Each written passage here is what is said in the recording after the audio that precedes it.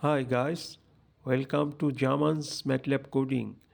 In this video clip, we're going to talk about how we can form a matrix from some submatrices or from some elements. In research and analysis problems, sometimes we have to merge matrices or form matrix from smaller ones. There is some thumb rule. For horizontal or side-by-side placement of elements or matrices, we use one space gap between the elements or matrices, and for vertical or atop placement, we use one semicolon between the elements or matrices.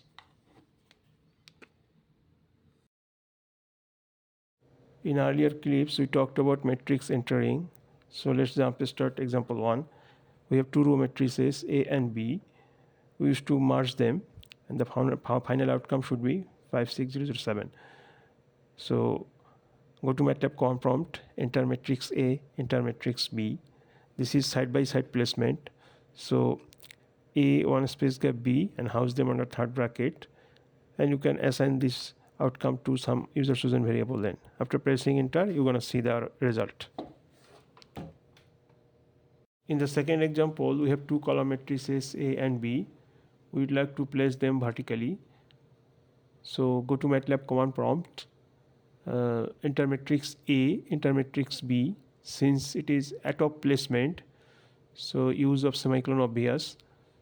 So between A and B, put semicolon and house them under third bracket and assign it to some user chosen n. After pressing enter, you will see the result. In example 3, we have two rectangular matrices A and B. We would like to place them side by side. Very simple. Go to MATLAB command prompt, enter the two matrices, house them on a third bracket, leaving one space gap. You will see the result. Here one thing is important: when placing the two rectangular matrices side by side, the number of rows must be identical for both. Otherwise, you would encounter error messages. Example 4, we have two matrices AB. We would like to place them on top of the other.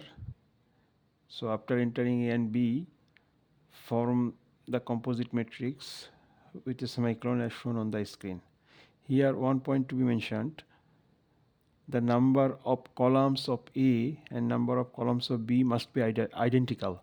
Otherwise, you would encounter some error message.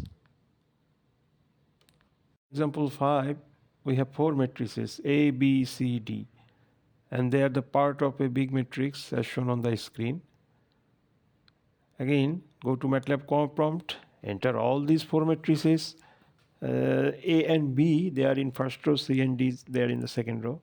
So separate them by semicolon as shown on the screen. After pressing enter, you will see the big matrix.